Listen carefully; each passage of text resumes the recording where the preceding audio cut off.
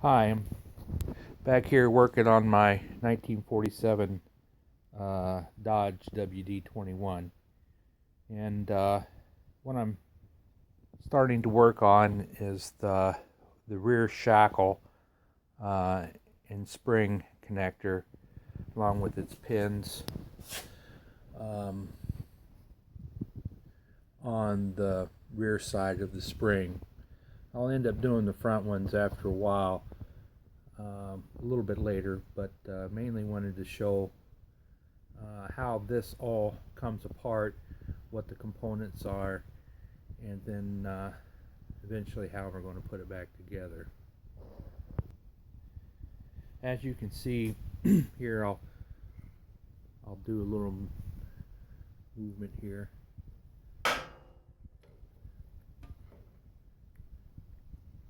Well, it's in a bind.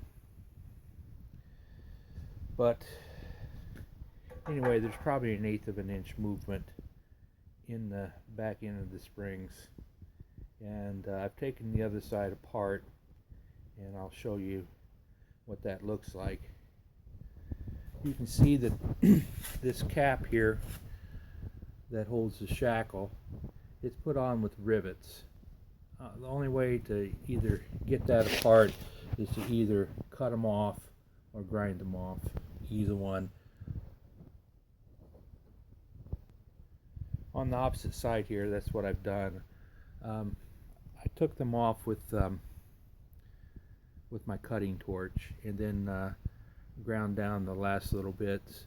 You can see the rivet here and how great of a fastener that really is, because it just conforms to the hole and just makes a good, tight, solid piece to put that together with.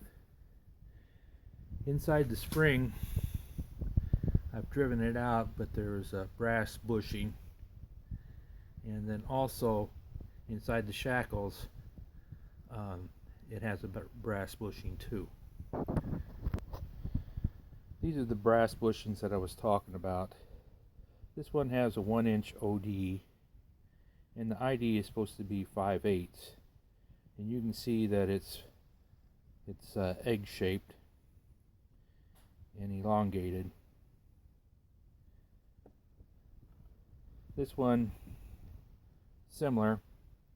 You can see part of it's completely missing. This one had a 5/8 ID, but the outside dimension was supposed to be 7/8 of an inch.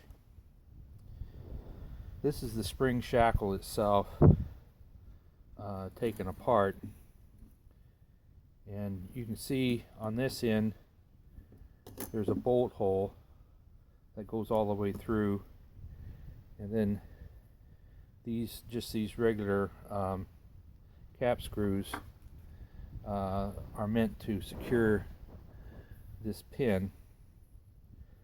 It goes in like this, and obviously the bolt passes through here that won't allow it to come in or out. Since these didn't move, on the outside the pin remained true at 5/8. On the inside, where the spring resided, or actually combination of the spring and bushing resided, it did move. The idea is to insert grease into the end with your grease zerk, and here's a hole that was meant to be a way for the grease to be pressed into the brass bushing. This is the grease zerk that would go into the end of the part like this. Well, either for lack of maintenance or whatever reason, it was clogged up, and then of course then starts to wear. The smaller, thinner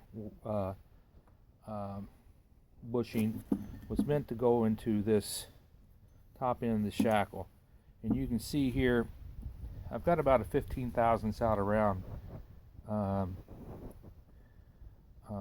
egg-shaped piece.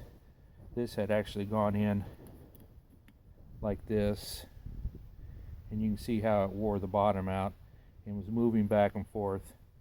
what I'm going to do is I'm going to have this machine to the 1-inch ID to match what this one was, and then I'll have a true hole again, not an egg-shaped hole, and then I'll use basically the same bushing for both and put it together. This fits into this cap, as you can see here. Again, the same situation where the bolt goes through the end piece, tightens up, and captures this pin. Both pins are the same size. There shouldn't be any reason that this using the same bushing won't work just dandy. So I'll be doing that to reassemble it and put it all back together. But this gives you an idea of how this thing all comes apart. It didn't come apart easy. I had to even though it's brass, I still had to lube it up and drive it out, and of course a lot of rust and time and all the factors together. I'm buying new components, buying new bushings. You can get them anywhere, and then instead of the rivets, obviously I'll use grade 5 or grade 8 cap screw, and we'll put that shackle cap back on. And then the pins, those are newly manufactured and available through one of my favorite places. It's Dodge Central of Michigan, DCM now, DCM Classics Online. They have a ton of these parts for these old Dodges, and I've got new pins ordered from there, and I'll be putting this all back together, hopefully in a follow-up video. Thanks for watching.